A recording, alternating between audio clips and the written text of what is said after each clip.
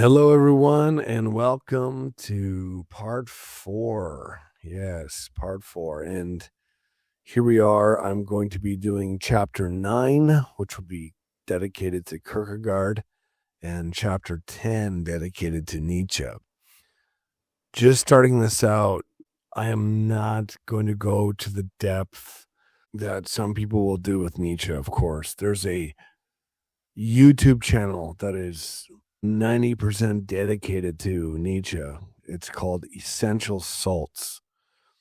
You can look them up, Untimely Reflections. If you want Nietzsche, go there. And the guy that does that podcast, he did do a complete deep dive into Heidegger's 4-volume set on Nietzsche, and like 3 2-hour episodes. For me, we might cross, it might be like 35 minutes, 40 minutes, at tops. And yes, I do call this Eros and Exegesis, but I mean, what that guy did, he went to a different level.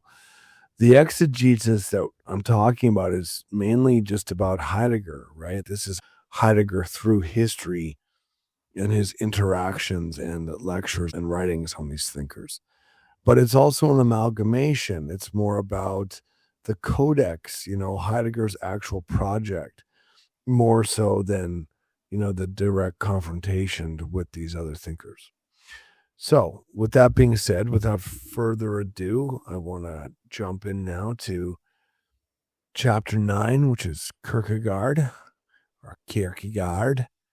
anxiety, the singular self, and the leap of faith.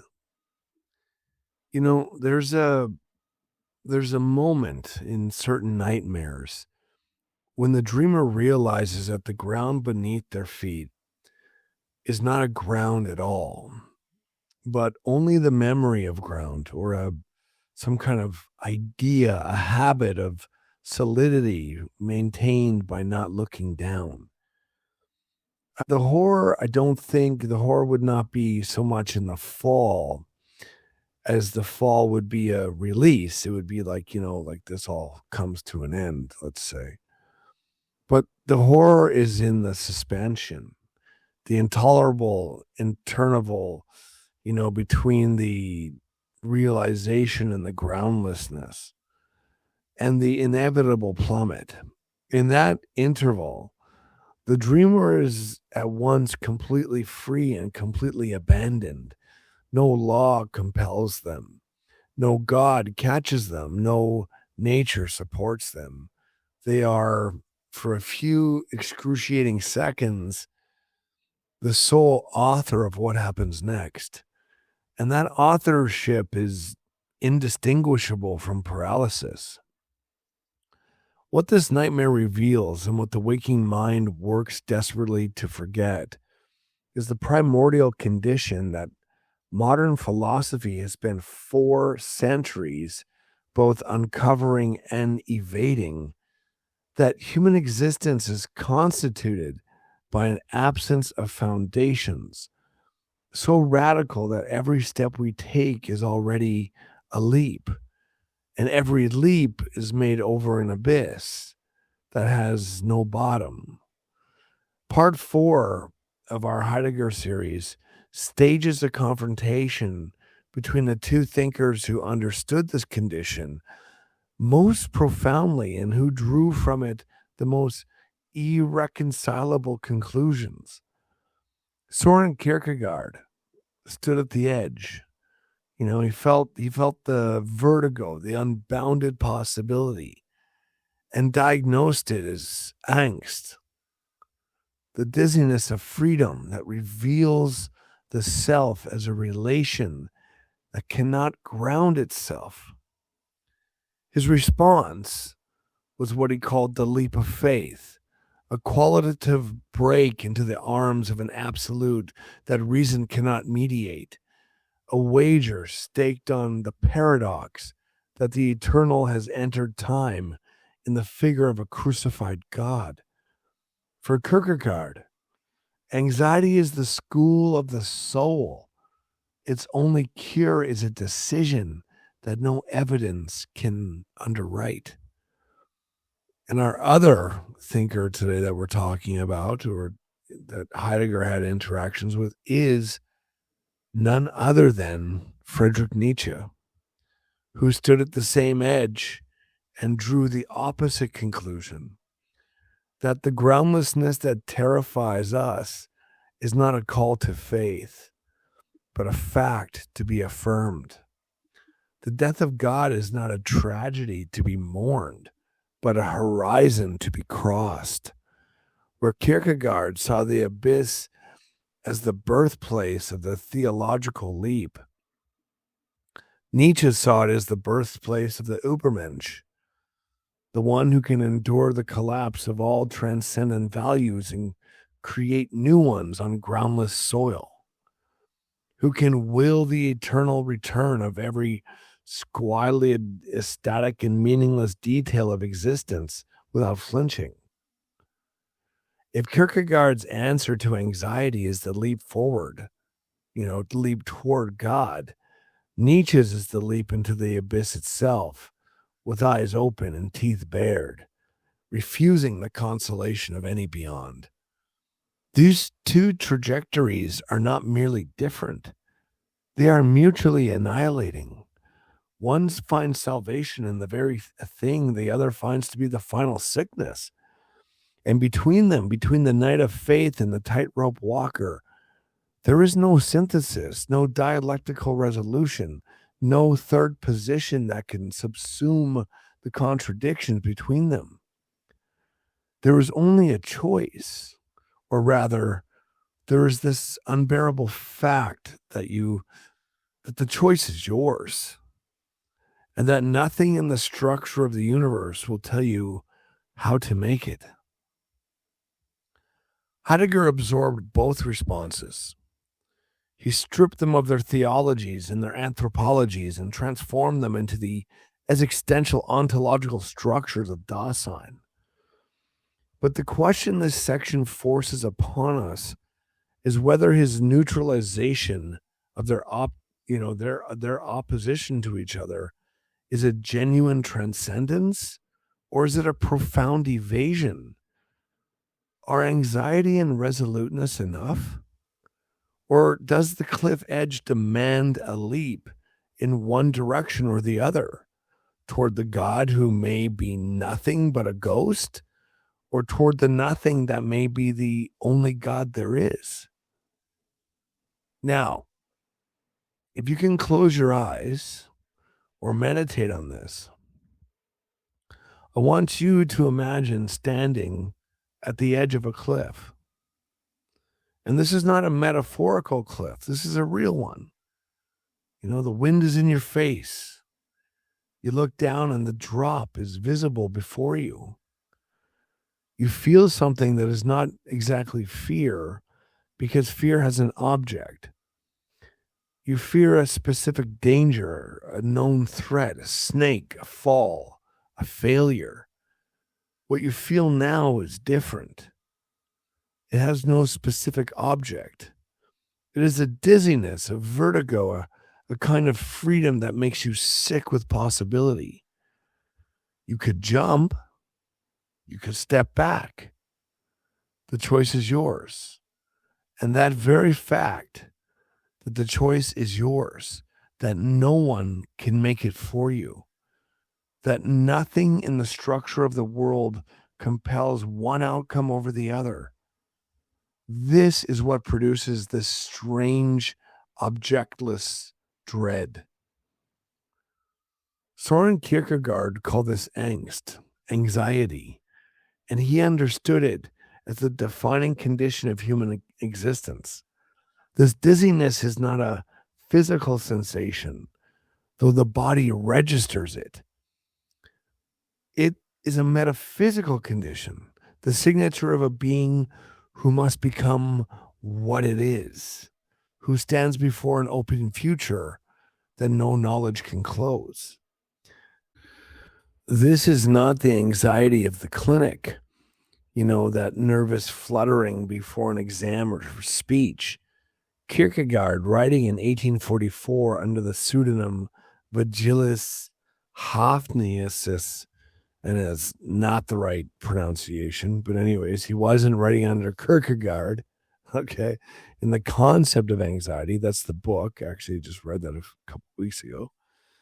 It distinguished anxiety sharply from fear, okay? So this is the difference between the anxiety Kierkegaard is using and fear. Fear has an object, right? Fear has an object. You're scared of a spider. You're scared of a dog. You know, anxiety has none, or rather its object is nothing. The nothing of possibility itself, as Kierkegaard writes. Hence, anxiety is the dizziness of freedom, which emerges when the spirit wants to posit the synthesis and freedom looks down into its own possibility, laying hold of the finiteness to support itself. Freedom succumbs to this dizziness. The vertigo at the cliff's edge is not a pathology to be cured. It is this birthmark on the spirit, the revelation that human being is not a substance, but a relation that must relate itself to itself. And in that relating, discover that it cannot ground itself. Heidegger's debt to Kierkegaard is immense, and it is ambivalent. In Being in Time, Heidegger drew directly on Kierkegaard's analysis of anxiety, guilt, the moment, and authenticity, transforming the Dane's religiously charged concepts into what he called existentialia, the ontological structures of Dasein. Anxiety for Kierkegaard reveals the self as freedom, as the possibility of possibility itself.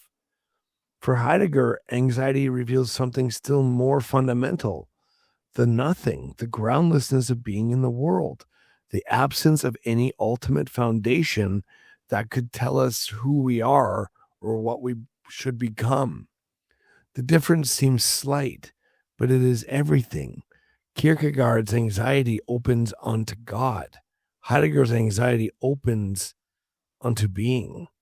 But Heidegger's treatment of Kierkegaard is also a classic case of misprision, a creative misreading that takes what it needs and leaves the rest, often without acknowledging the taking.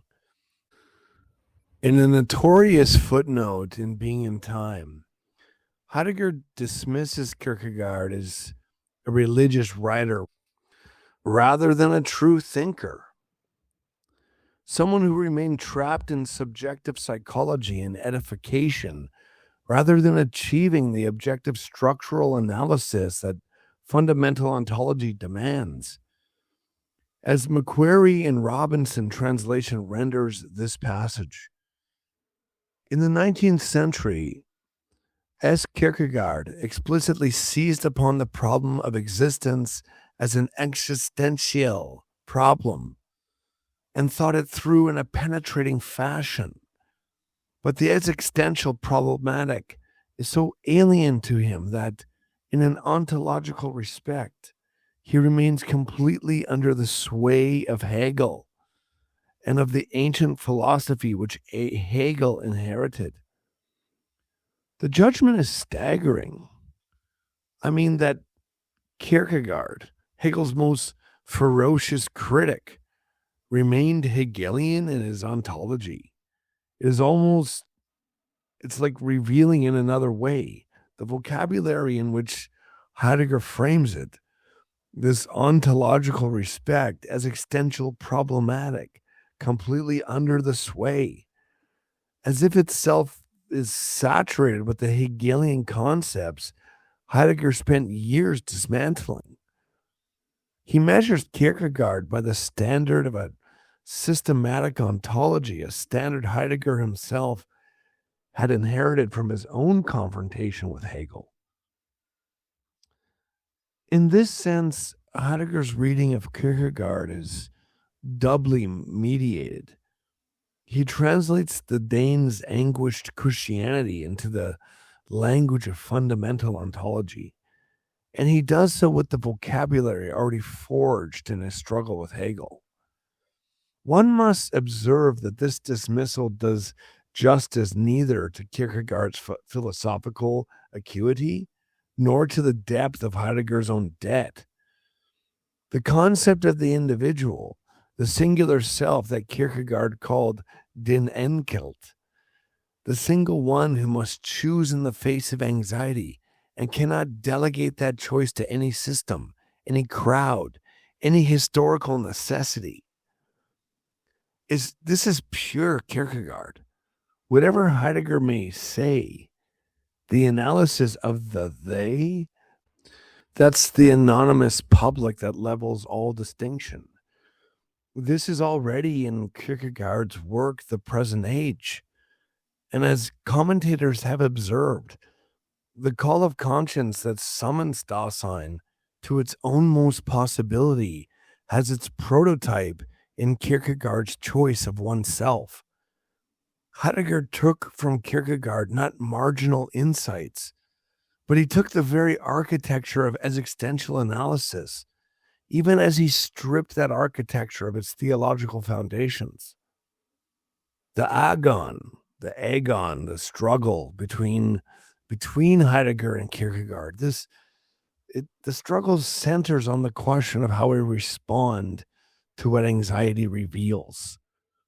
For Kierkegaard, the response is a leap of faith, a qualitative transition, a sudden movement that no dialectic can mediate.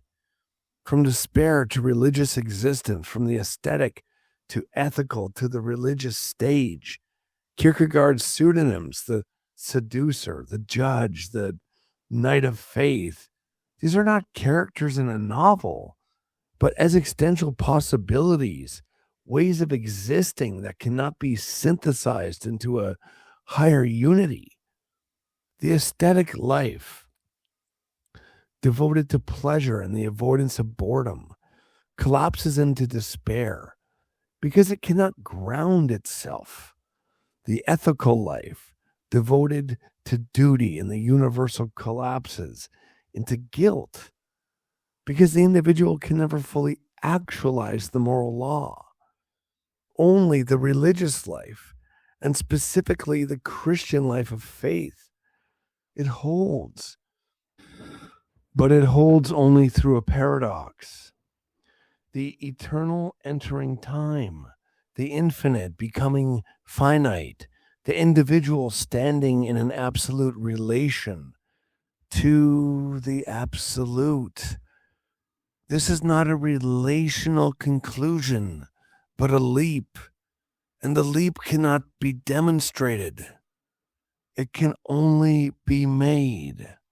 For Heidegger, the response to anxiety is resoluteness, Entschlossenheit, that's the German, not a leap into faith, but a facing up to one's own finitude, an owning of one's own throne projection, and an acceptance of the groundlessness that constitutes human existence. Where Kierkegaard found God at the bottom of anxiety, Heidegger finds being. Not a being, not a God, not a ground, but the very event of disclosure itself. This is the stage that we talk about. The stage where all of life, all of existence has, performs its play. Now, I don't want to indicate that Heidegger thought life was just things acting. Don't take me in that way. But what I mean by being, Heidegger's being, is the backdrop of everything. It's like the stage that holds everything, where things appear. Okay, the disclosure itself, the clearing in which anything like a ground or a God could first appear. This is a Kleinemann, the swerve that transforms everything. Yet the leap does not simply vanish in this transformation. It returns uninvited in the very structure of resoluteness. For if Dasein's resolute choice is not grounded in any prior norm, any universal law, any guarantee of meaning, then what is it but a leap? A leap without a destination? A leap that dares not speak the name of faith? Heidegger insists that resoluteness is an opening, not a choosing of this or that. It is the readiness to be claimed by the situation. But the situation never supplies its own interpretation. Some element of decision, of sheer projection, of groundless self-binding, it haunts every moment of authentic existence. And that haunting may not be nothing other than the ghost of Kierkegaard's leap, now stripped of its theological object and left to wander the corridors of fundamental ontology. The question is whether a leap that lands nowhere can still count as a leap, and whether a resoluteness that refuses to name its own groundlessness can ever fully own what it is. Kierkegaard's subjective truth becomes Heidegger's existentialia, structural features of Dasein, not personal experiences. Kierkegaard's stages of existence become Heidegger's existential, modifications of a single ontological structure. And Kierkegaard's God, the absolute other before whom the self stands in fear and trembling, becomes in Heidegger's later thought the event of being itself, the eregness that grants presence and withdrawal. The precise point of transformation is visible in Kierkegaard's own most compressed definition. In The Sickness unto Death, he defines the self as a relational, as this relation that relates itself to itself, and in relating itself to itself, relates itself to another. And that other for Kierkegaard is God.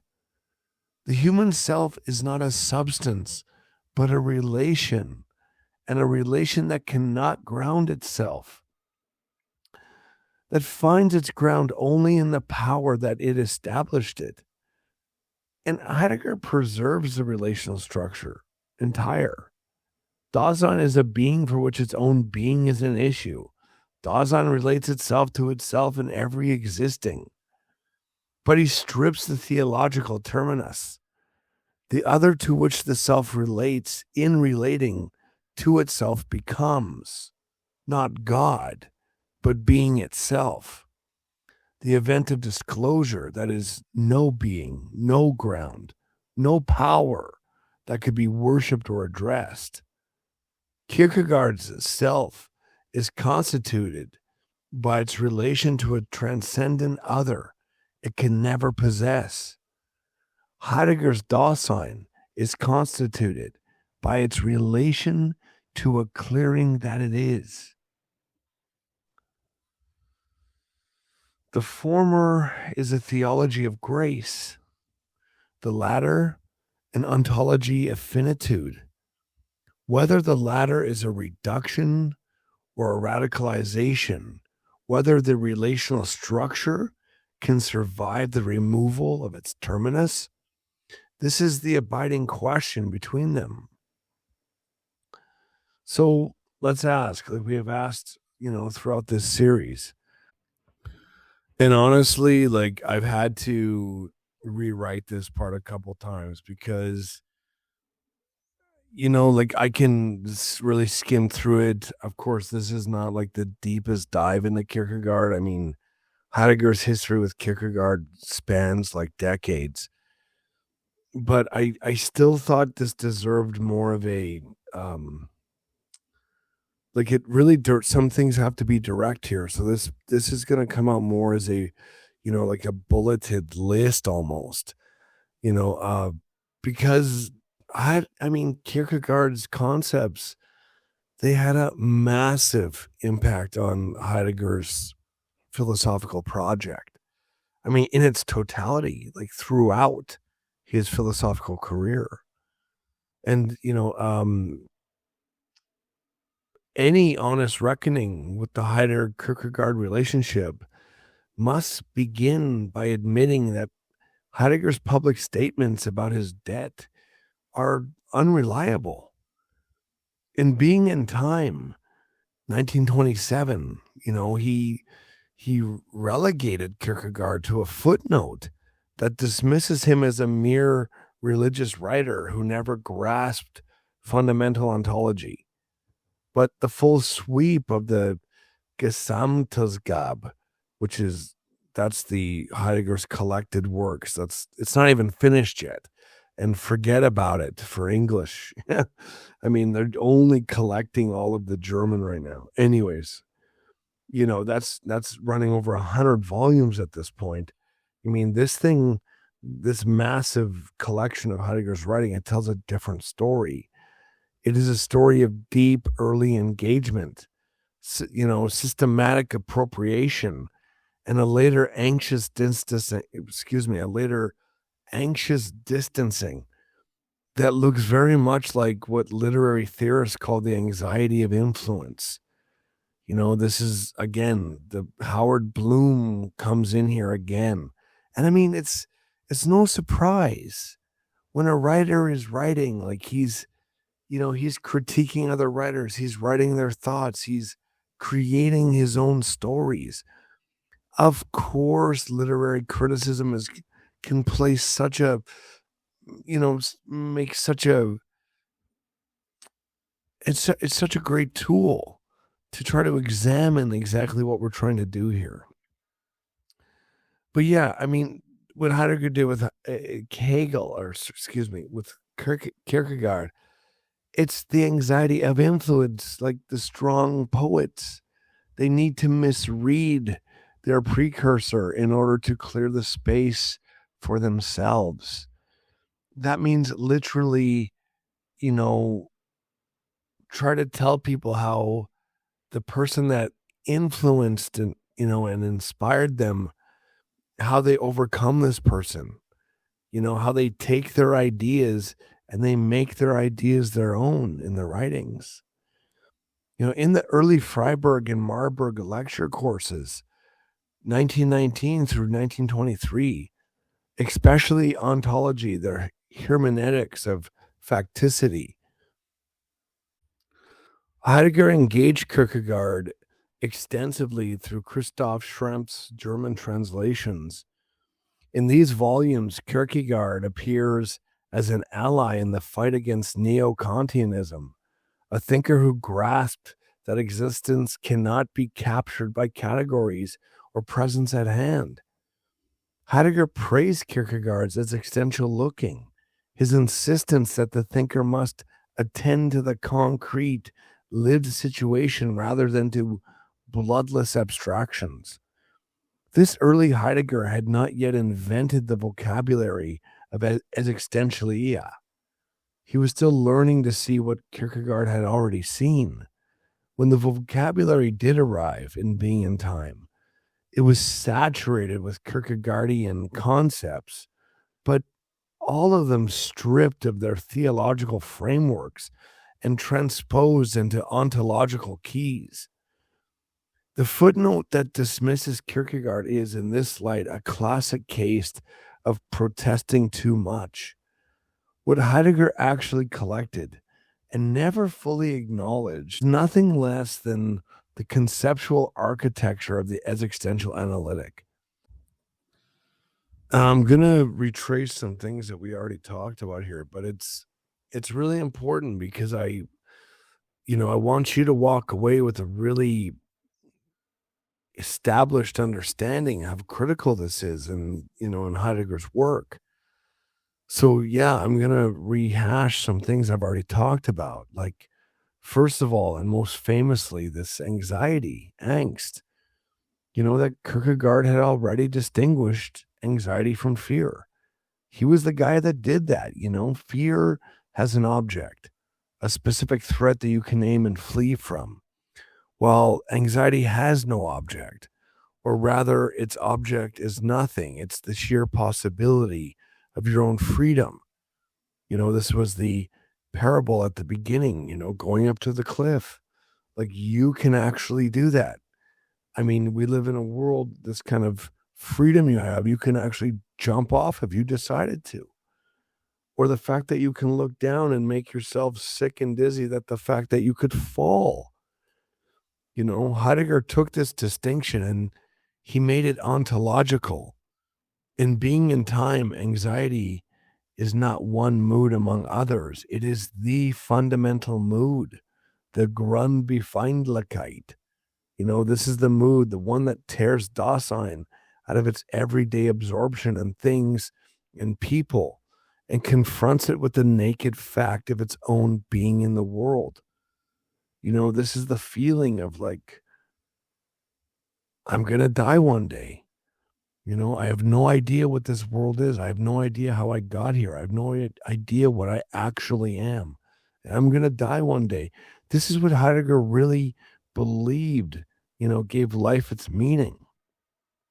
This world that suddenly feels uncanny, unfamiliar, stripped of the meanings we usually take for granted. In anxiety, the comfortable furniture of life, it recedes. And what remains is the fact that you exist at all, and that you must exist as this thing, as this someone, without any guarantee about what that someone should be. Kierkegaard called this the dizziness of freedom. Heidegger called it the disclosure of the nothing, the groundlessness that everyday busyness covers over. And again, like Kierkegaard pointed this, his salvation was God. God was the salvation to this feeling. The reason why we have this feeling is because it has the polar opposite of God, where we have faith, we the leap of faith, that all goes into that. But from that root, Heidegger gathered an entire structural account of thrownness, Geworfenheit, thrownness. This names the brute fact that you did not choose your entry into existence. You did not select, your historical era, your biological parents, your native language, your temperament, or the particular set of possibilities that lie open to you. And the far larger set that are forever closed. You find yourself already there, delivered over to a life you did not authorize. You're carrying a past you did not author. This is not a contingent inconvenience. It is the very shape of finite existence. The foundation of your being is a lack, a negation. You are built upon a ground you did not lay. In this precise sense, existence is from the start a kind of debt. You owe your being to a history you never signed up for. This is where Heidegger collected Kierkegaard's insight into guilt, but transposed it from a theological register onto an ontological one. The German word is Schuld, and its everyday meaning is indeed, like guilt or fault, the mea culpa, right? The moral culpability of having done something wrong. But Heidegger draws on a deeper semantic layer. Schuld also means debt and owing, of being responsible for. In this, the existential sense, guilt is not the consequence of a bad action. It is literally the condition you are already in. You are guilty because your existence rests on a thrown foundation that you didn't create. You are indebted to a past that is not your own doing. And you are guilty in a second, forward-looking sense. Every time you make a choice, you commit an act of existential violence against the infinite other lives you could have lived. To choose to marry this person is to negate all the other possible lives you might have shared with. To choose philosophy is to kill off the musician, the carpenter, the wanderer who might have become. When we make certain choices in this pathway, we alter, we negate everything else. And that's because our time is finite. Every decision is a sacrifice or of unbounded potential. You are perpetually in debt to the possibilities you foreclose. This is not neurosis. It's a logic of finite freedom. And Heidegger insists that this ontological guilt is not something you can discharge. You can't work it off. You can't be forgiven for it. It is a constitutive of being a self at all. And what then can an authentic response to this condition look like? Here, Heidegger collected Kierkegaard's Anatomy of Despair in his call for the choice of oneself and reforged them into the concept of resoluteness, the inauthentic self, the uninglik. It flees from its thrownness and its guilt by disappearing into the anonymous they, the Dossmann, the crowd. It lets the crowd decide what matters, what one does, what one thinks.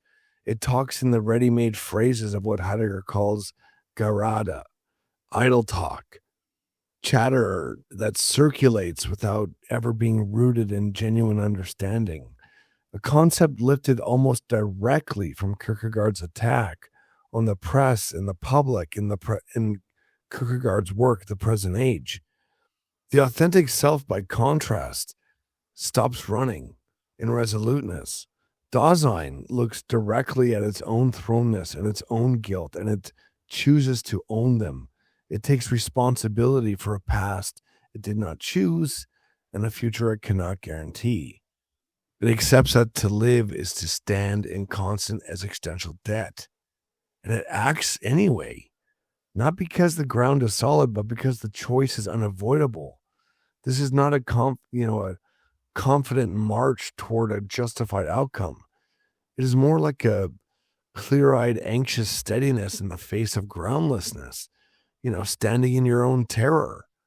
This is what, again, this is how Heidegger thinks that meaning in life is even created. Kierkegaard's Night of Faith makes the leap towards God. Heidegger's resolute Dasein makes the leap towards itself without a divine addressee. For this resolution to be possible, Heidegger needed a transformed understanding of the moment. And here again, he collected from Kierkegaard. Kierkegaard had another word, it's extremely hard to pronounce, a Danish word. And it's the glance of the eye, the instant in which time and eternity intersect. This becomes Heidegger's Augenblick, the moment of vision in the inauthentic mode. Dasein lives in a distracted, diluted present, always waiting for the next thing, never truly there. The Augenblick is the authentic present, the moment when Dasein gathers its own thrown past and its finite future into a decisive now. It sees its situation for what it is and acts. It is not a mystical flash, but the temporal structure of resolute existence, the way a finite being inhabits time when it stops evading its own finitude. And beneath all these concepts, Heidegger collected Kierkegaard's fundamental insistence of mindness. Kierkegaard's great polemic target was the Hegelian system that dissolved the individual into the universal. And his great positive category was den Inkelt, the single one, the singular self who cannot delegate the task of existing in any abstraction. Heidegger preserves this reality. Dasein's existence is always mine, he says. No universal human nature can relieve me of the burden of being this particular Dasein, drawn into these particular circumstances, facing this particular death. The call of conscience that summons Dasein out of the they self is the deepest structure, a call of this irreducible singularity, a call that has its prototype, whether Heidegger admits it or not, in Kierkegaard's insistence that before God, and therefore before existence, you are always alone. In his later work, Heidegger would distance himself further still. As his thinking underwent the famous Kehr, that's the turn away from Dasein's existence, toward the history of being itself, Kierkegaard came to be grouped with Nietzsche as one of the last gasps of Western metaphysics. Still entangled in subjectivity, he sought to overcome. But the later lecture volumes and that massive work of Heidegger's cannot undo what the early volumes show. That the existential analytic, the very machinery that made the question of being newly askable, was built with tools taken from Kierkegaard's workshop. Heidegger's footnote of dismissal and being in time has the quality of a debtor burning the receipt. The debt, however, remains legible in every structural joint of the architecture.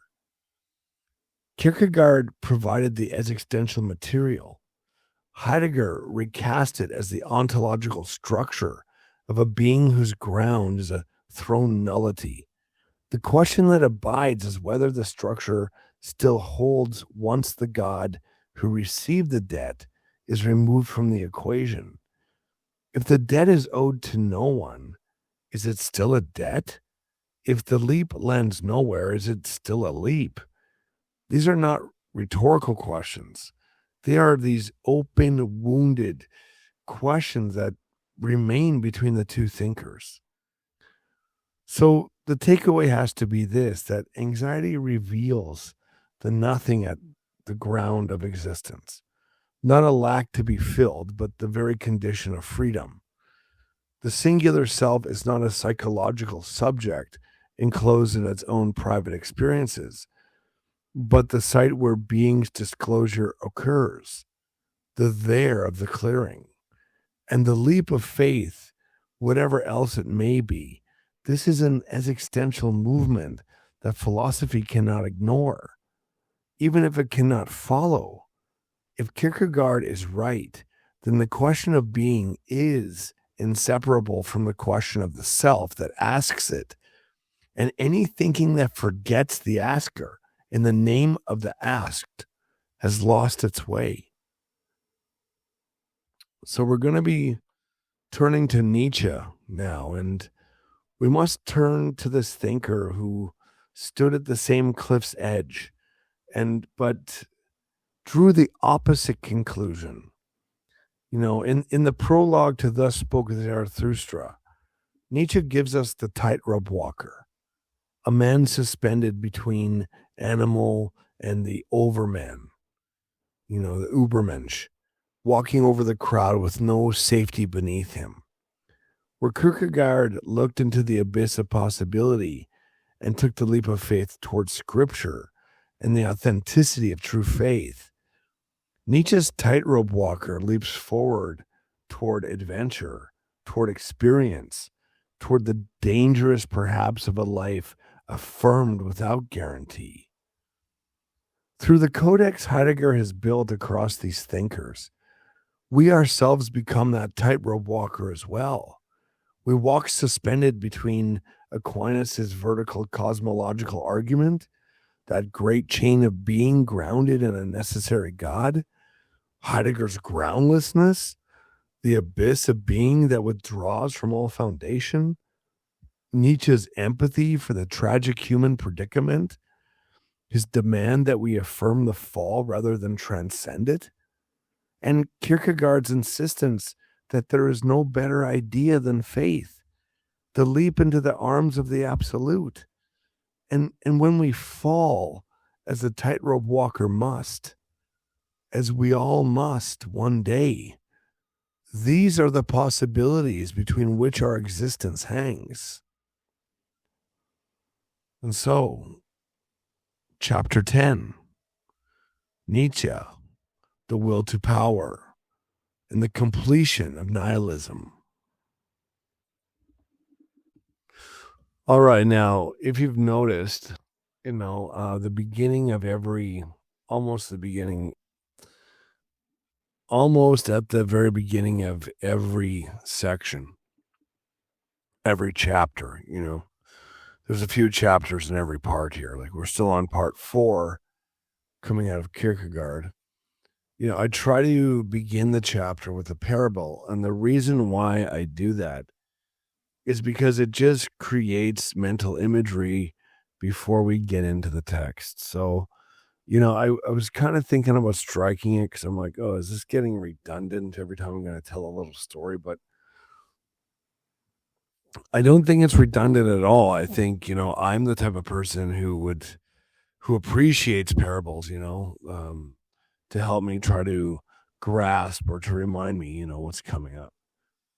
So I'm going to ask you, let's imagine a physician who discovers after decades of scrupulous practice that the medicine that he's been prescribing this whole entire time is the very toxin that's killing his patients.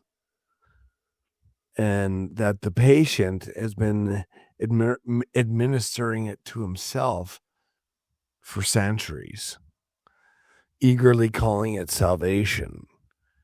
The physician is not the healer he imagined. He is the latest unwitting poisoner in an unbroken chain. Worse, even as he grasps this, every conceivable cure still operates within the same pharmacological logic, the same grammar of prescription and dosage, the same assumption that health is the elimination of disturbance. He sees clearly enough to name the malady, but remains too entangled in its structure to heal it. This is Nietzsche's position regarding Western civilization, and it is Heidegger's position regarding Nietzsche. We stand before a double diagnosis here, one that folds in upon itself like the reflective walls of a subterranean vault. Heidegger's engagement with Nietzsche, spanning 4 massive volumes of lectures delivered at the University of Freiburg between 1936 and 1946, and supplemented by critical essays extending into the 1950s. This represents his most sustained, relentless confrontation with any single thinker in the Western tradition. These lectures are not a commentary in conventional scholarly sense, the kind that patiently explicates a historical text and then respectfully disagrees with its conclusions. No, they are an ontological reckoning with the destiny of modernity itself. For Heidegger, Nietzsche is not the radical overcomer, I wanted to say the Ubermensch, the overcomer of Western metaphysics, but its absolute completer. The thinker who brings the 2,000-year trajectory of thinking, being as presence, to its logical, exhaustive, and final terminus. The madman's cry in the gay science. This is not a speculative opinion or a passing cultural critique. Quote, God is dead. God remains dead, and we have killed him. How shall we comfort ourselves, the murderers of all murderers? What was holiest and mightiest of all that the world has yet owned has bled to death under our knives. Who will wipe this blood off us? End quote. The devaluation of the highest values.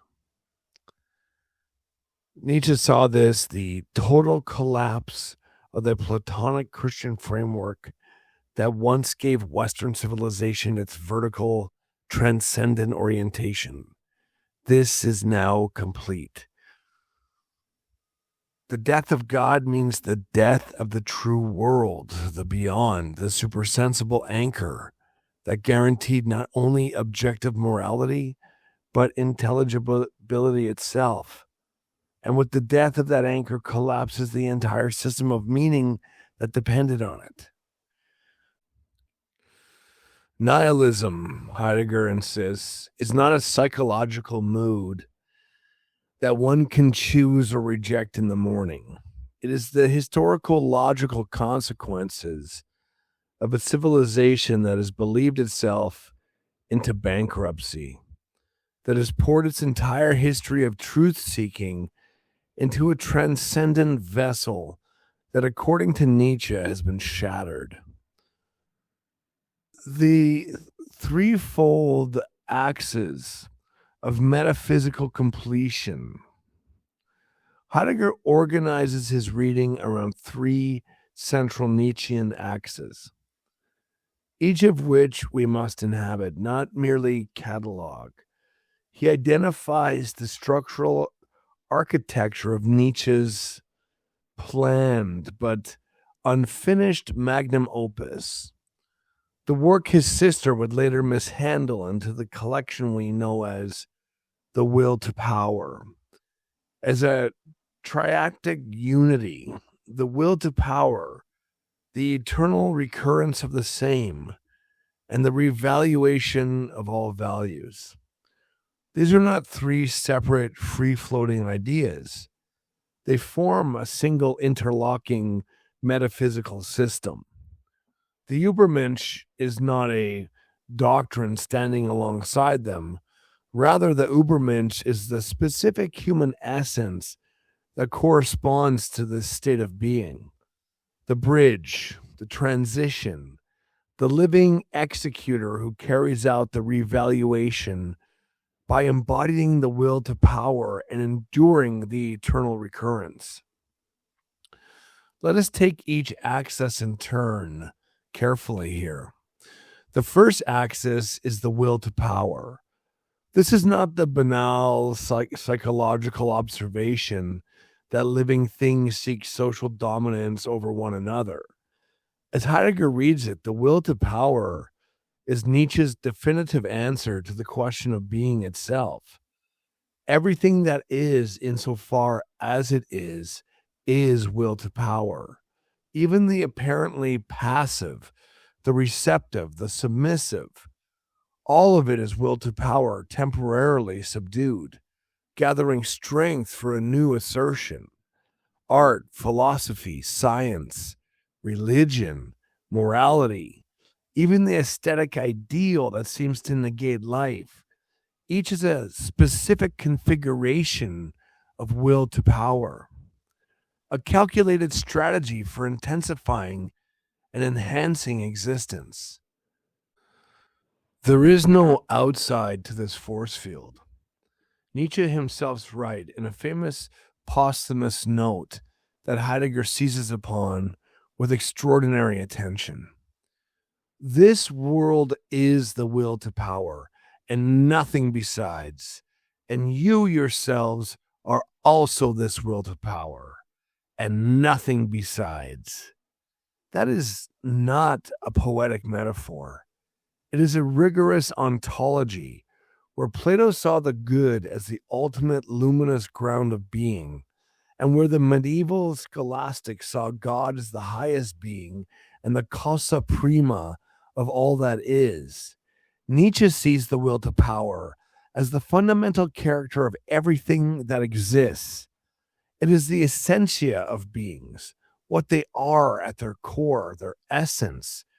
Yet this essentia is not a fixed, static property. The will to power operates as a perpetual, dynamic vector of self-overcoming. In his reading of this ontological pivot, Heidegger seizes upon this kinetic fluidity to radically transform the latent understanding of essentia from a passive whatness into the verbal force of the German Wesen. For Heidegger, the true essence of the will to power is not a noun. It's not a frozen substance, but an active essencing, a historical happening wherein being is experienced as pure, unconditioned becoming. The second axis is the eternal recurrence of the same. Nietzsche called it the most difficult thought, the heaviest burden. In the gay science, he has a demon whisper to you in your loneliest solitude. This life, as you now live it and have lived it, you will have to live once more and innumerable times more. And there will be nothing new in it, but every pain and every joy and every thought and sigh and everything unutterably small or great in your life will have to return to you. all in the same succession and sequence. Even this spider in this moonlight between the trees, and even this moment in I, myself. The eternal hourglass of existence is turned upside down again and again, and you with it, speck of dust. Yeah, that's the question this demon poses is not whether you can occasionally, affirm your best, the most ecstatic moments. Anyone can do that. The question is whether you can affirm the entire cycle. Every squalid detail, every shame, every failure, every moment of meaningless suffering, eternally repeated in an infinite loop. Would you not throw yourself down and gnash your teeth, cursing the demon who spoke thus? Or have you experienced a tremendous, lightning light moment in which you can answer, "You are a god, and never have I heard anything more divine"? Well, for Heidegger, if the will to power is the essentia of beings, the eternal recurrence is their extensia, how they exist, namely as a perpetual cyclic projection without origin, without goal, and without transcendence. But embracing this eternal cycle is not a passive acceptance. When Zarathustra completes the eternal return, his arch enemy, the dwarf, this is the demon in this story is the spirit of gravity. He tries to make the concept easy by murmuring, "All truth is curved. Time itself is a cycle." Heidegger argues that viewing the eternal return merely as an automatic, continuous loop is actually a fatal misunderstanding. Instead, Zarathustra looks at the gateway called the moment, the Augenblick. In this gateway, the infinite avenue of the past and the infinite avenue of the future do not smoothly connect. Rather, they affront one another and collide. To truly experience the eternal return, one cannot be a passive spectator watching time roll by. One must stand inside the collision of the moment and make an active decision. The eternal return is not a fatalism. It is the ultimate test of human freedom and resolution, requiring us to shape something supreme out of every moment. And now we're going to come to this third axis, the reevaluation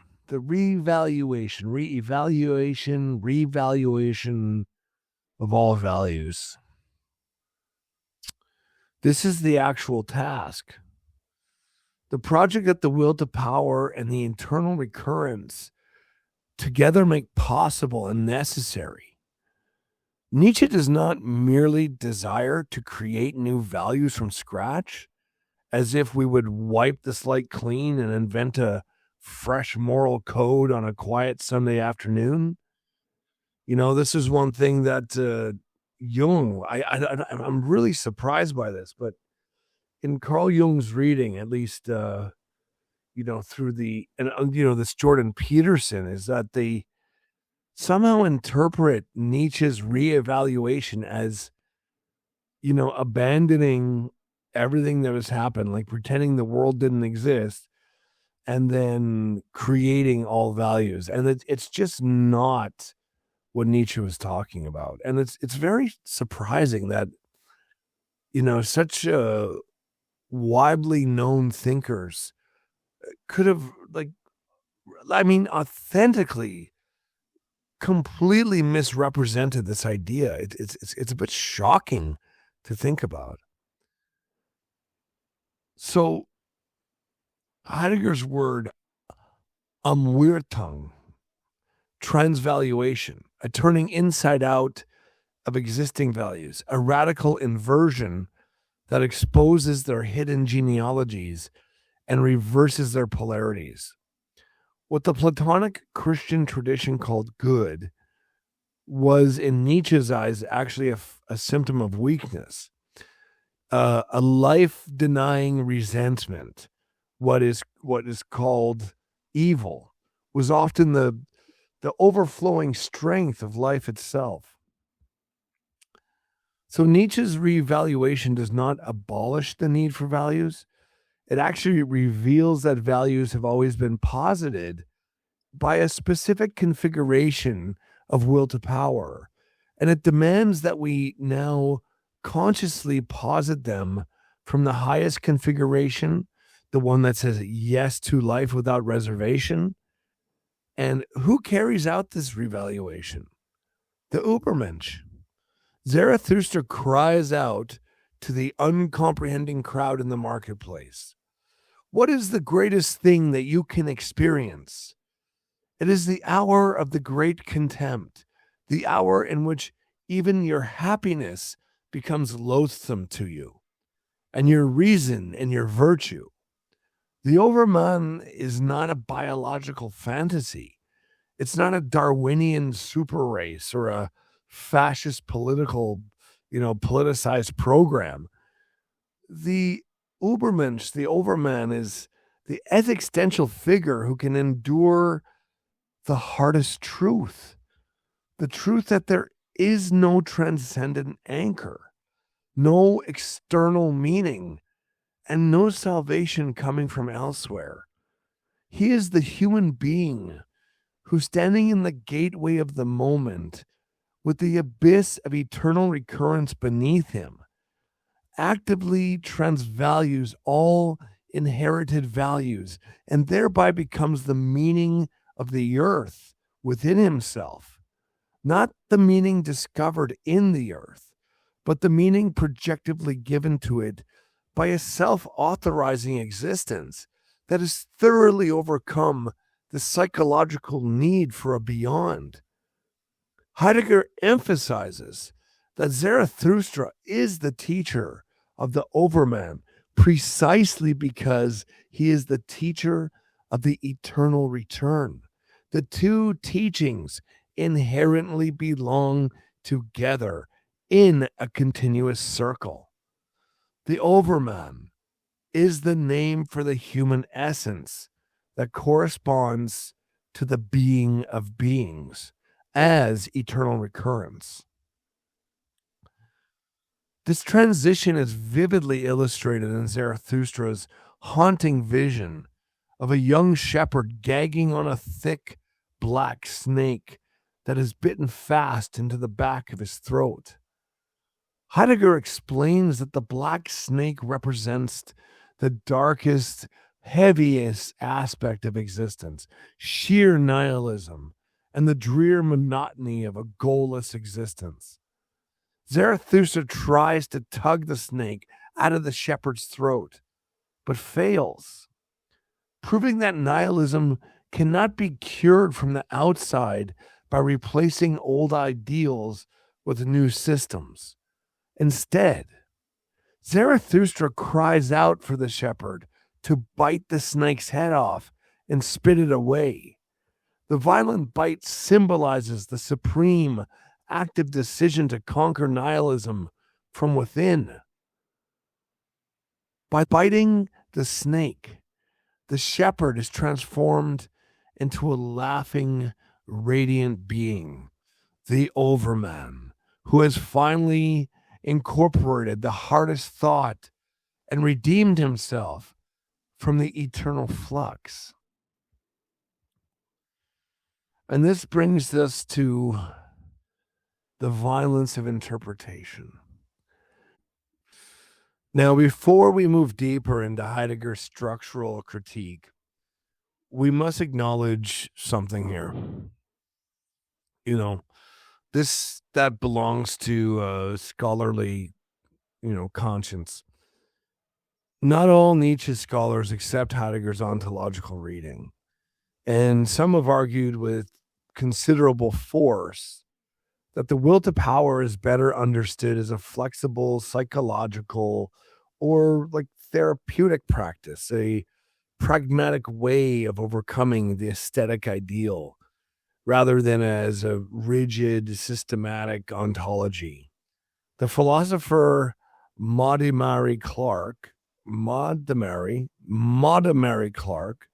in her influential studies, has made the case that Heidegger overreads the posthumous fragments, imposing a systematicity of completely foreign. It's completely foreign to Nietzsche's published aphoristic works. For Clark and many others, Nietzsche's mature philosophy is fundamentally anti-metaphysical, and to enlist him as a metaphysician is to miss the point of his stylistic and substantive subversions. And there remains also this other specter of, kind of overbearing on all of this, is that the notorious textual problems of the compilation, as we know, the book, The Will to Power, it's a collection of random fragments assembled after Nietzsche's collapse by his sister, Elizabeth. And she possessed her own ideological agenda, one that would later find a echo in National Socialist appropriations. So whether Nietzsche ever intended those notes as a unified doctrine is genuinely uncertain, and many contemporary scholars treat, this collection of Nietzsche's notes with extreme caution, preferring to ground interpretation in the works Nietzsche himself saw through publication. And, one of the most premier scholars I really have is the YouTuber. You can find him on YouTube. His handle name is Essential Salts. And, he really believes that The Will to Power is genuine Nietzsche work. And the way this guy has dug up Nietzsche and expresses, Nietzsche's thoughts and explicates, the whole entire Nietzschean philosophical project, I would really tend to agree with him. I mean, I have a strong, not that I take everything he says 100%, but I have a very strong indication that, he really knows what he's talking about. Like, Nietzsche's been a part of his life for years and years now. So we also know that in academia, if you can find things that are going to like make people's eyes twitch and look towards your way, that's always something to help build your name as well. So take it for what it is, make your own decisions. But if this entire Nietzsche part of my Heidegger podcast series interests you, I would really recommend going and checking out Essential Salt's Nietzsche podcast. Okay. So, Heidegger's reliance on these posthumous, these writings after Nietzsche's death, these drafts, was not a careless oversight. It was a structural necessity for his argument. Nietzsche's published works are deliberately fragmented, aphoristic, elusive, and profoundly, resistant to dogmatism. They actively sabotage any attempt to build a traditional philosophical framework. The loose notes of his collected works, in German they call this the Nachlass. However, this collection, however, they provide the raw, unpolished materials from which a systematic ontology can be reconstructed. By prioritizing the sisters' artificial, I don't know, I mean, since we don't know, just But by prioritizing this compilation over Nietzsche's own curated aphorisms, Heidegger found the doctrine, the language he needed to cast Nietzsche as the ultimate metaphysician. He executed a creative violence, forcing the free-spirited anti-systematizer into the role of the final systematic system builder. Now, whether this is a faithful exegesis, creative violence, or as is most likely both, the result is one of the most consequential interpretations in the history of philosophy.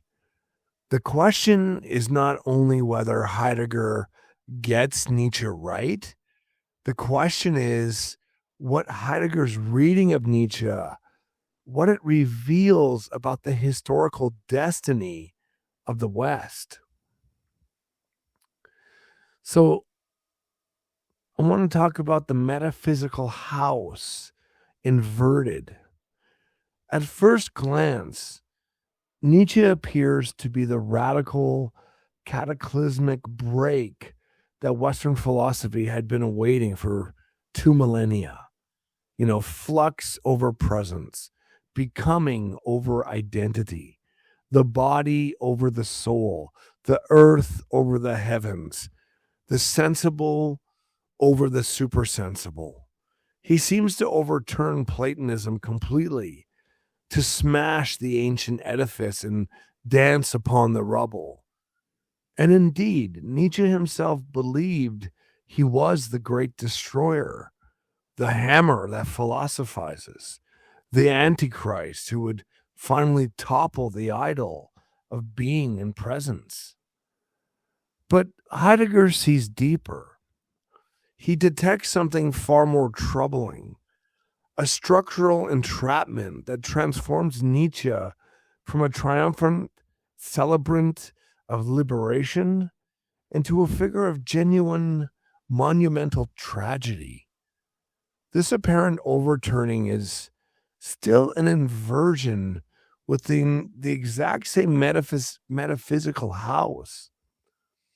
Invert Platonism, and you remain safely within the confines of Platonism. You have simply swapped the positions of the sensible and the supersensible while keeping the entire structural apparatus, the very grammar of the system intact. Consider the architecture. Standard Platonism establishes a vertical hierarchy where the supersensible realm, the domain of stable forms, true being, and good, the God is the ultimate source of true reality. Below it rests the sensible realm of becoming, flux, illusion, and the body, which is deemed a lesser reality. Nietzschean inversion radically flips the structure. The sensible world, defined by becoming, flux, the body, and the will, is affirmed as only true reality. But consequently, the entire category of the supersensible, God, forms, the transcendent ideal, is regulated to the bottom, declared either abolished or an illusion, the illusion within the self. But the will to power is still a definitive answer to the classic metaphysical question: what is being? It still thinks being, as a fundamental force, a principle, a ground. Nietzsche inverts Plato's terms while remaining within the same enclosure of being as presence. As Heidegger observed in a formulation that has reverberated through continental philosophy ever since, Nietzsche is not the overcomer of metaphysics. He is its last metaphysician. But to feel the full historical weight of this claim, we must see exactly how Nietzsche closed the metaphysical the circle with an astonishing single line from his notebooks, a line that Heidegger calls the peak of Nietzsche's meditation. In the posthumous note 617, Nietzsche writes, "To stamp becoming with the character of being, that is the supreme will to power. This is the key that locks the door. Traditional metaphysics, since Plato, separated the true, eternal world of being from the apparent temporary world of becoming by positing that the continuous chaotic flux of creation and destruction, becoming, must be stamped, imprinted, forced into the permanent stable presence of being through the eternal recurrence. Nietzsche does not destroy Platonism. He fulfills it. He takes the Heraclitan river and he freezes it into a crystalline, eternal structure. The supreme act of the will to power is to impose permanence on the impermanent, to make the flux itself eternal. That is the exact metaphysical project that Plato started, now brought to its most extreme, unconditional form.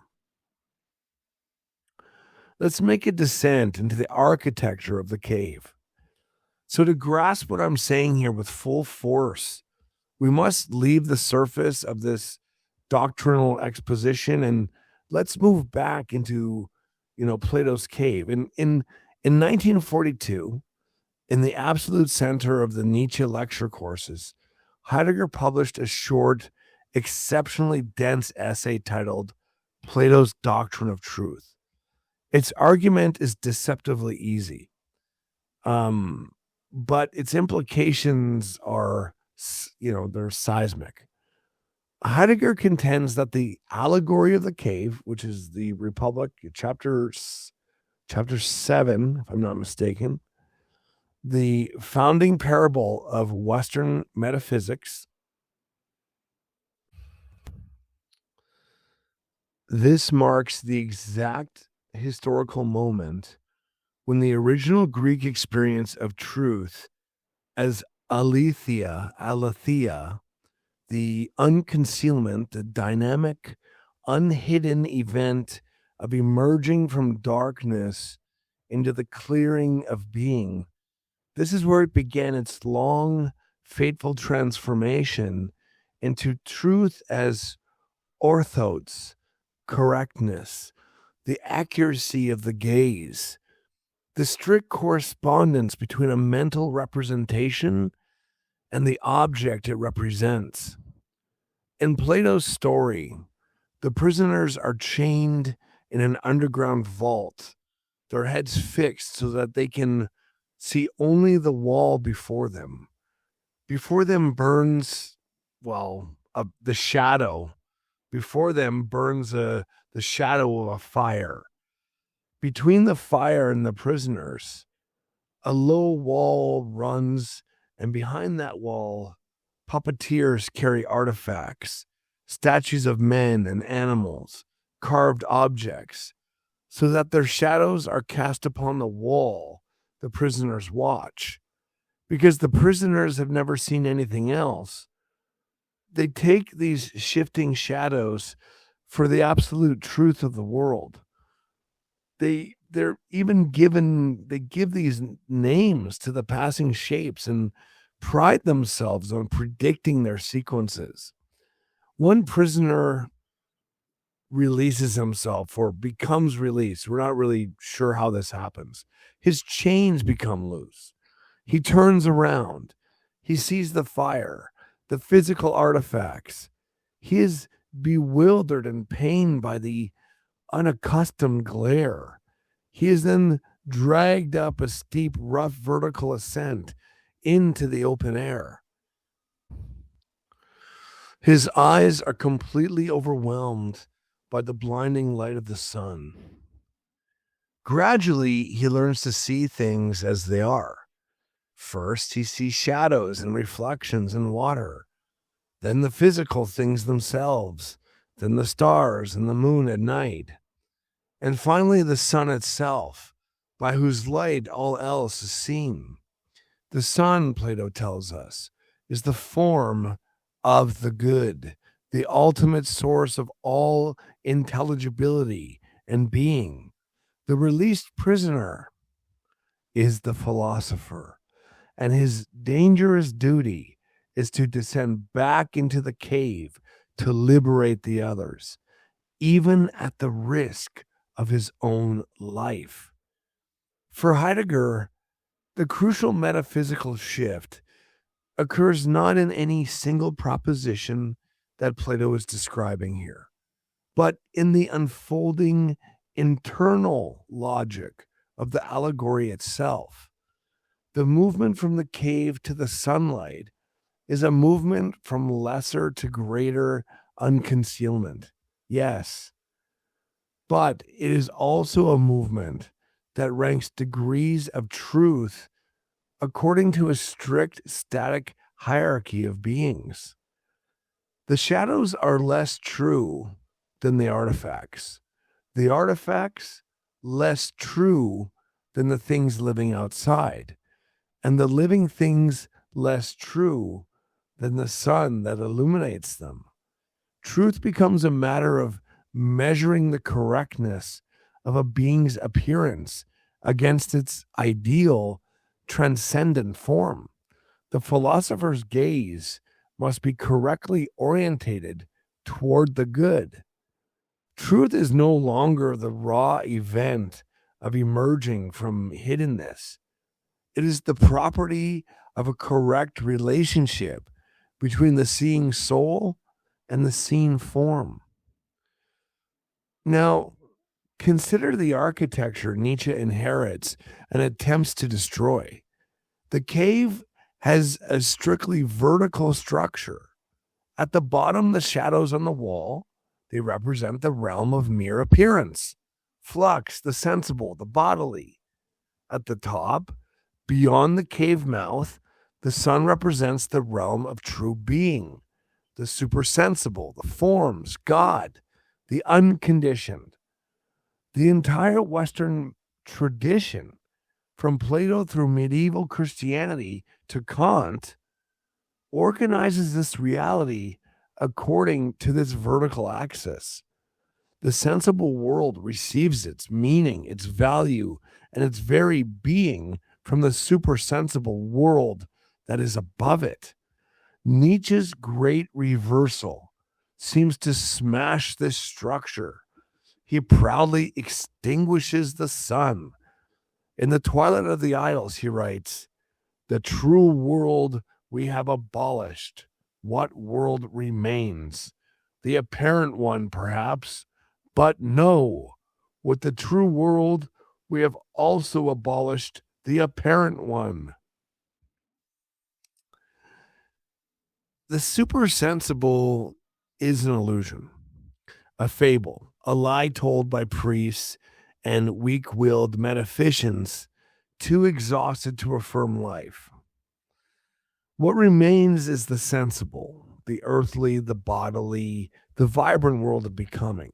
Nietzsche declares the floor of the cave to be the only reality left. But look closely at what has happened. The cave itself remains. Its walls are entirely intact. The vertical axis has not been dismantled. It has merely been flipped on its head. The floor is now the ceiling. The shadows are now the true things. Becoming now occupies the exact position of a structural supremacy that being once held. This is not an exit into the open air. This is a gymnastic flip within the chains. The prisoner has not broken out of the cave. He has merely illuminated the subterranean vault with a new violent and intoxicating light, the light of the will to power. And the prisoner declares the shifting shadows to be the only truth left. the structure that calculates and categorizes the beingness of beings, metaphysics as a framework that demands a ground, a principle, a supreme being, it still remains completely untouched. This is the core of Heidegger's devastating insight. Nietzsche is the prisoner who fancies himself free because he executed a perfect somersault within his fetters. He has not asked the singular question that would break the cave open. The cave, the question of being as such, the question of what it means that beings are, rather than what beings are as a fundamental ground. He has replaced the Platonic good with the will to power and called it total liberation. But a prisoner who renames the cave the open is still fundamentally a prisoner, and the stamp of being on becoming is the final, brilliant act of that imprisonment, an act so ingenious that it can be mistaken for liberation itself. The anatomy of the advocate. This structural analysis might seem cold, almost geometric. An ontology of boxes, levels, and inversions. To feel the immense existential weight at stake, we must turn from the architecture of the cave to the figure who inhabits it, the prophet through whom Nietzsche chose to deliver his ultimate doctrine. We must ask with Heidegger's 1953 lecture delivered to the Club of Bremen, who is Nietzsche's Zarathustra? In that lecture, Heidegger centers his entire analysis on a single crucial German term, der Vorsprecher, the advocate, the intercessor, literally the one who speaks before or on behalf of. Zarathustra is not merely a mouthpiece for Nietzsche's philosophy, nor is he a convenient narrative device. He is structurally, linguistically defined as the advocate of life, of suffering, and of the circle. Heidegger notes something essential about the nature of advocacy here. To speak on behalf of implies that the thing being spoken for is fundamentally misunderstood, or it's silent, or it's endangered, by everyone else. One does not need to advocate for the sun to rise. The sun rises without needing any human voice. One advocates for one advocates for what cannot speak for itself, or for what has been systematically silenced by history.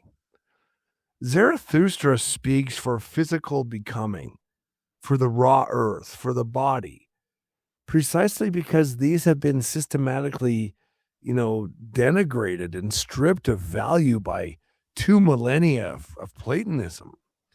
They have been cast as the shadow world, the realm of error, the prison of the soul. Zarathustra gives voice to what the tradition has declared voiceless. But this advocacy contains a profound metaphysical knot, one that Heidegger patiently, unties for us.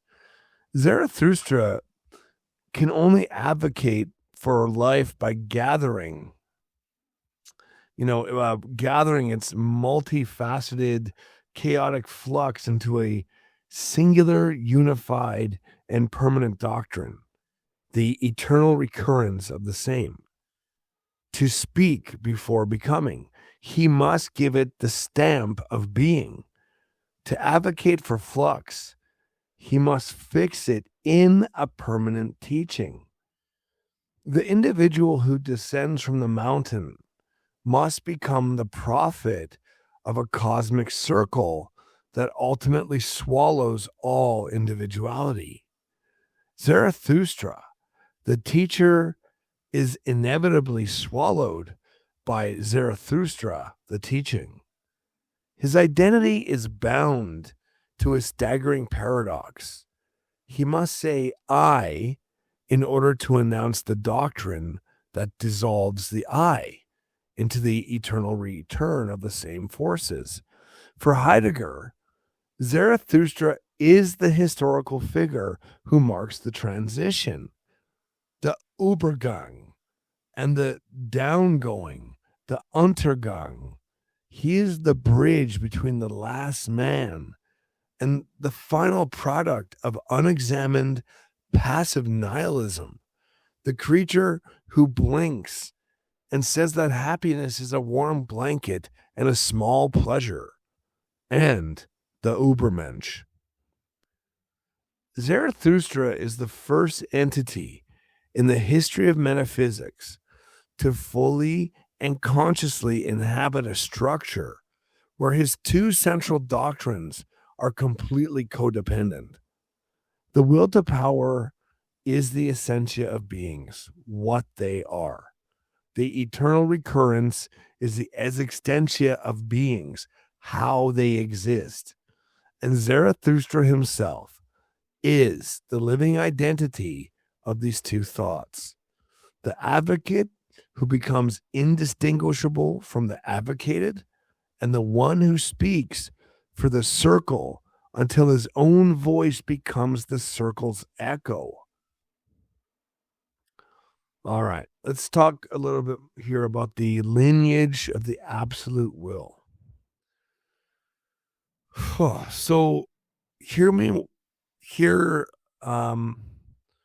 must reach for a brilliant literary and theological parallel that's going to illuminate the full existential gravity of this figure. And it's a parallel that Nietzsche himself, trained as a classical philologist and steeped in the Western literary canon, I think he would have recognized this instantly.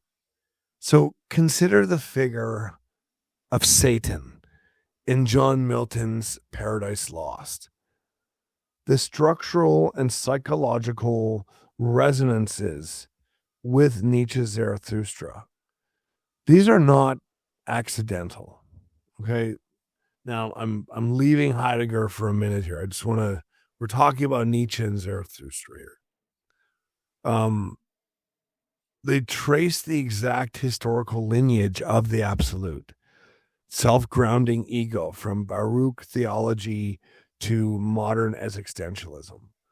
When Milton's Satan, cast down from heaven, lies stunned on the burning lake and lifts his head above the flames, he does not repent.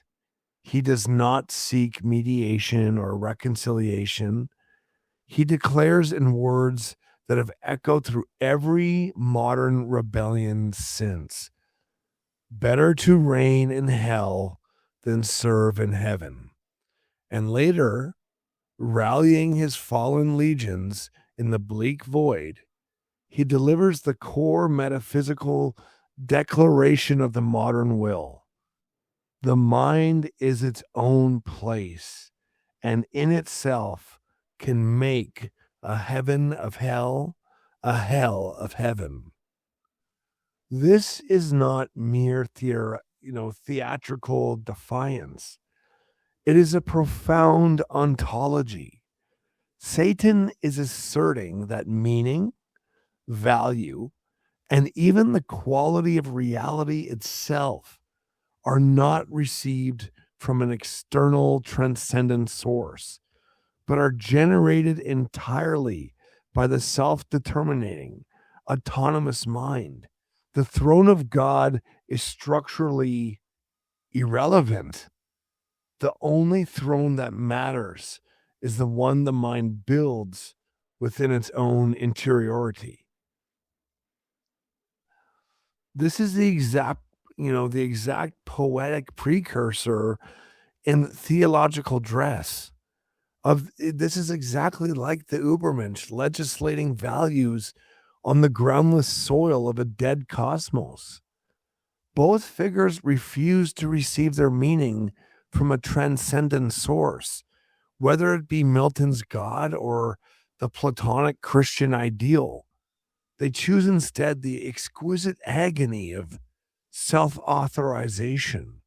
Both figures are profoundly existentially alone. Satan, even surrounded by his fallen hosts, is utterly isolated in his cosmic pride. Zarathustra speaking to the marketplace crowd that mocks and laughs at him. He dwells in a psychological solitude far more absolute than any mountain cave. Both know that their task is to transform a condition of immense unredeemed suffering, eternal damnation in hell, or the death of God and the collapse of all historical values. They must turn this into an absolute act of creative affirmation. Non serviam, says Satan, I will not serve. The hour of the great contempt, says Zarathustra, the hour in which even your soft happiness becomes loathsome to you, and you choose the hard path of self-overcoming rather than the comfort of received meaning. And yet, there is a fatal cosmic divergence that separates these two figures, a divergence that marks the precise threshold between the old metaphysics and the final completion that Nietzsche achieves. Milton's Satan is still fundamentally trapped in a reactive dialect. He is defined entirely by his opposition to the Almighty. Every speech he makes, every plan he hatches, and every moment of apparent triumph is structurally dependent on the active presence of the throne that he seeks to overthrow. He cannot be without the God he hates. His rebellion is an act of desperate, negative, reactive will. His identity is parasitic on the presence of the transcendent sovereign. He remains, in the deepest sense, a creature because his being is a direct response to a creator. Nietzsche's Zarathustra represents the terrifying next step in this psychological evolution. He operates in a universe where the throne is not occupied, but empty. The death of God has been announced. The madman has come and gone. Zarathustra cannot define himself through rebellion against an active divine presence, because there is no presence left to rebel against. He must instead endure the far heavier, crushing burden of active, pure affirmation. Amor fati, the total love of fate, in a universe that does not care whether he stands or falls. Satan rebels against a presence, and Zarathustra must legislate over an absolute absence. The former is the tragic hero of a classic theodicy. The latter is the tragic hero of a vast cosmos that has no theodicy left to offer. This divergence is the definitive key to understanding why Nietzsche completes metaphysics rather than escaping it. The throne is not dismantled. It is reoccupied by eminence itself, the metaphysical need for a ground that explains everything, a causa prima, an ultimate reason. It remains completely intact. And what of the planetary warehouse? Okay, that was a little break from Heidegger there, and now we can return to Heidegger's central claim and see it with new eyes. Heidegger's reading of Nietzsche as the last metaphysician is not a dismissive insult. It is a diagnosis of tragedy on a civilizational scale. Nietzsche gave everything he had, his sanity, his health, his solitude, his brilliant life, to the monumental task of overcoming the nihilism he saw rising like a flood over Europe.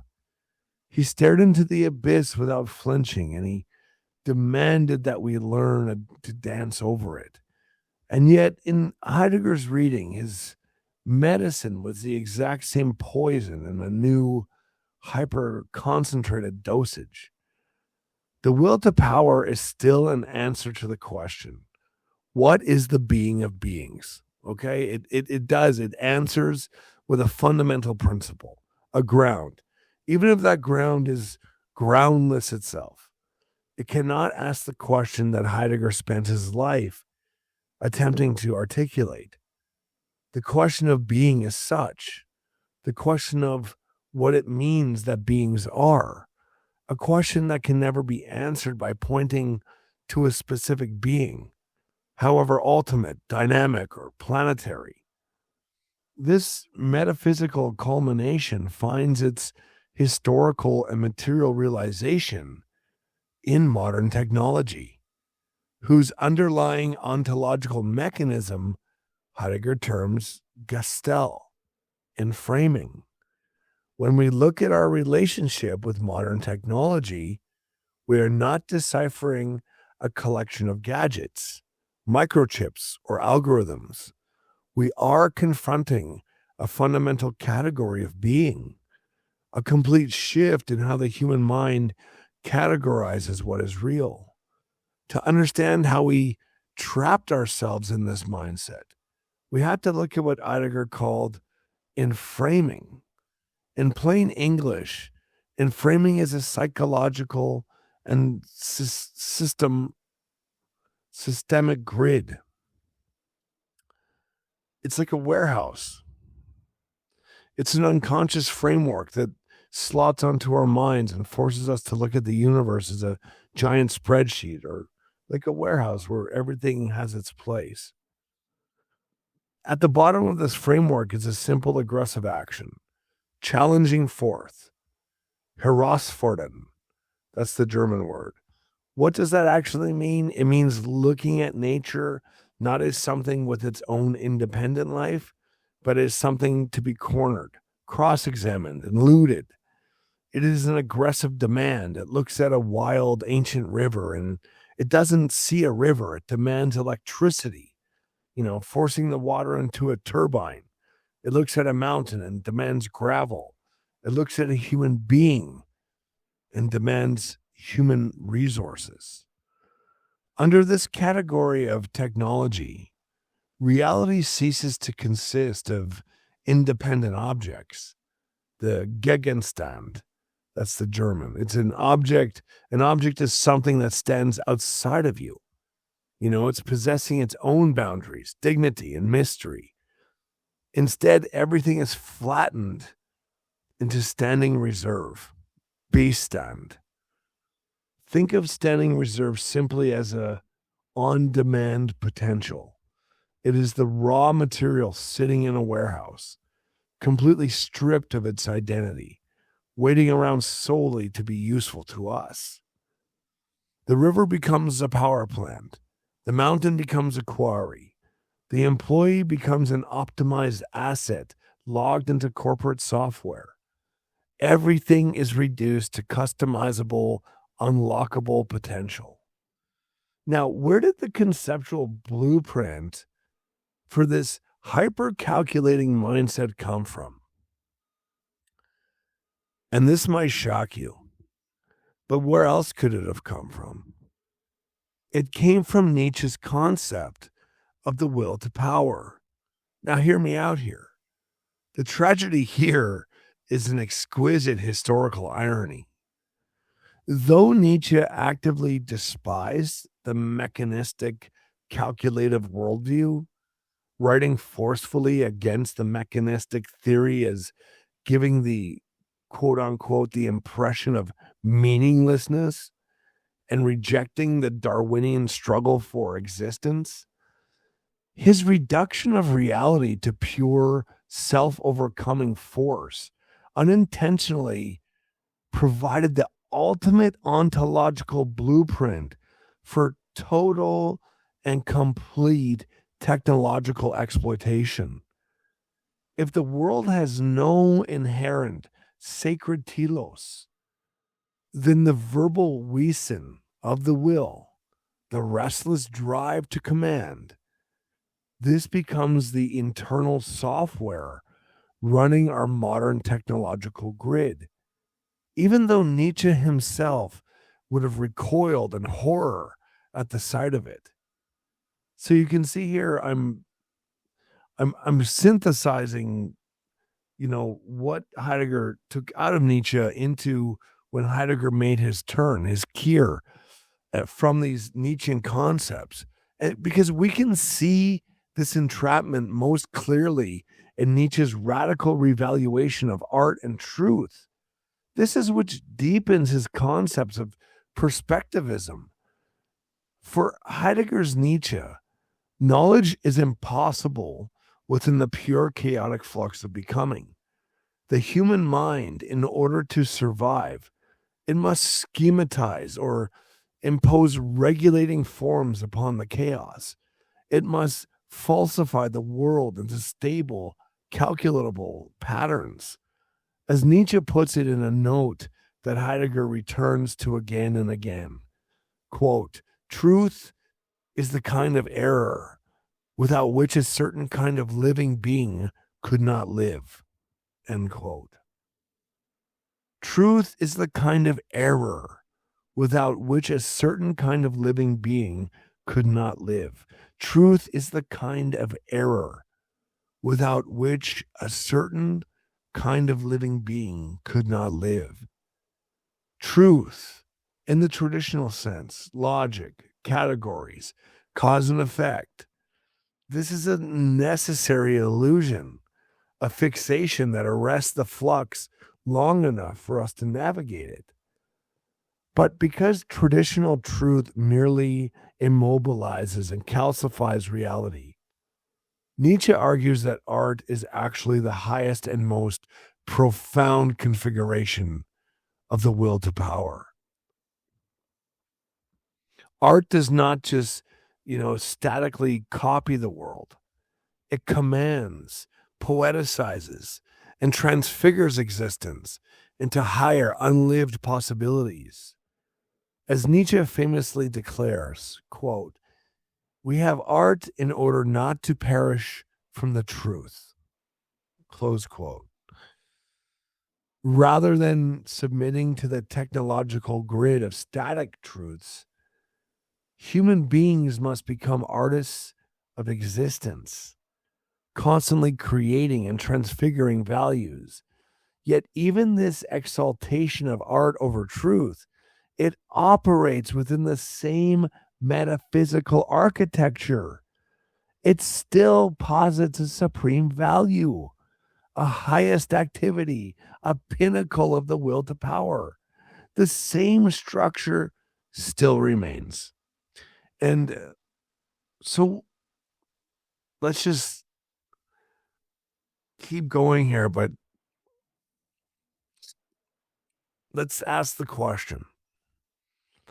What did Heidegger gather from this decades-long confrontation with Nietzsche? And we'll group this into four profound recognitions. All right. So first, Western metaphysics has reached its historical end. Not a temporary exhaustion, but its logical structural completion. Nietzsche is the absolute terminus.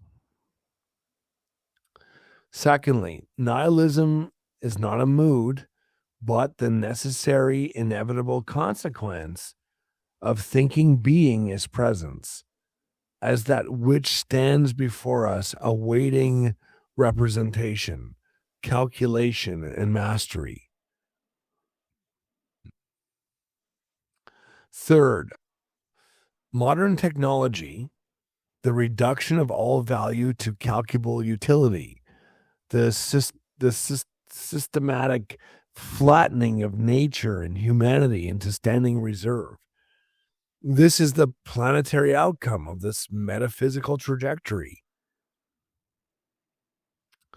And fourth, only against the background of Nietzsche's completion of metaphysics could the poet Hölderlin's call for a return to the holy, for a dwelling near the original source. Only this could make it philosophically audible. Nietzsche showed us the absolute end. Hölderlin pointed toward the fragile possibility of another beginning. All right. Amor fati, the Dionysian yes.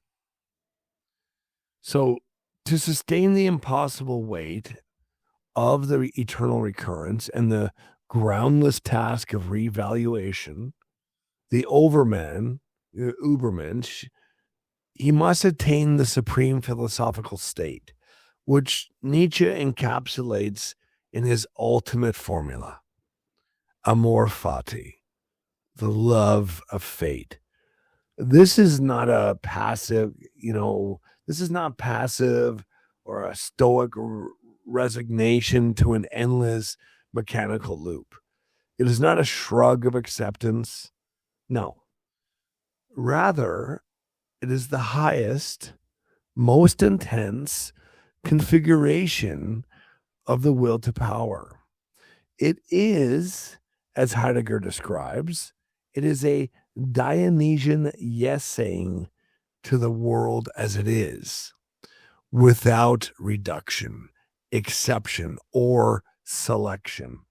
To love one's fate is to actively will the eternal circulation of the cosmos, embracing the terror, embracing the joy, the creation, and the destruction of existence, embracing every ecstatic peak and every squalid detail, embracing with a single sovereign affirmation. Picture a dancer on a tightrope, stretched over an abyss. The dancer does not merely tolerate the swaying rope or endure the void beneath. They love the rope. They love the wind that threatens their balance, loves the risk that makes every step meaningful. That is amor fati. It is the moment, the overman, standing in the gateway of the moment where past and future collide.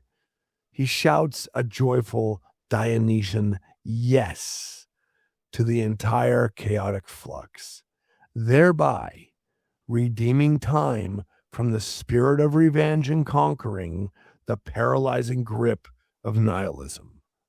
Amor fati is not a new value among others. It is the foundational attunement that makes all transvaluation possible. It is the lived existential proof that the eternal recurrence has been fully incorporated, that the will to power has reached its supreme peak, and the overman has become what he is, the meaning of the earth. The takeaway from this profound encounter is not a set of dogmatic propositions to be memorized. It is an acute, clear-eyed awareness of the historical structure we currently inhabit. What Nietzsche named the death of God was, in Heidegger's reading, the collapse of a specific onto-theological synthesis, The 2,000-year-old architecture in which the highest being and the ultimate ground of reality were thought of as one. That architecture has crumbled, and with it the vocabulary that once made transcendent meaning publicly legible. But the divine itself is not dead. The ideal among us has not been extinguished.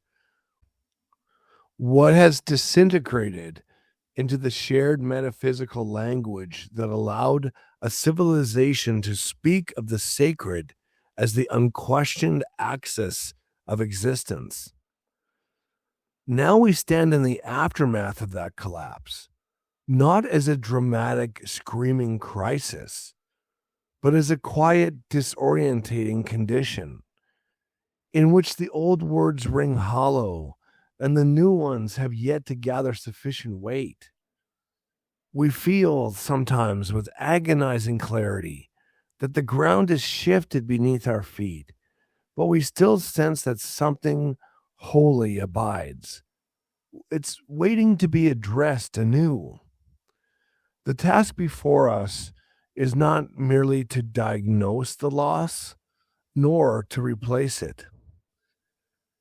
We don't want to replace one metaphysical ground with another, but to find a way to unite beneath, with a renewed societal understanding of what the presence of God means for us collectively.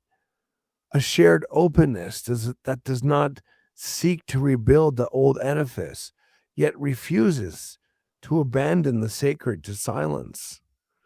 The physician has recognized the poison in the old prescription, but that recognition need not become a new prison. The grammar of healing may be yet to be relearned, not by imposing a fresh system, but by listening together for a word that has not yet been spoken. Nietzsche once wrote in a haunting poem, "The desert grows.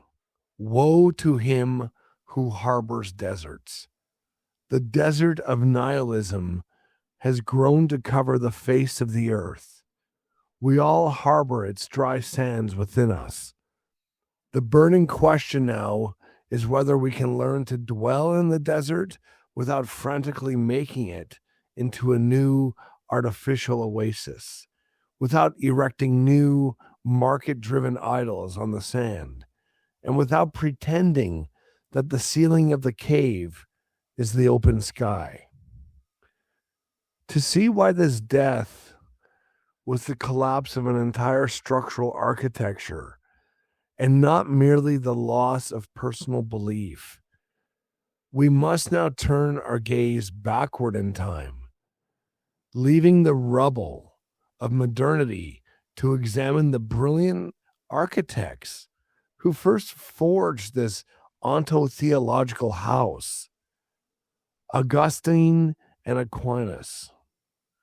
But before we do that, we're going to take Heidegger, we're going to look at Heidegger in the Davos moment. And this is the moment of parting ways.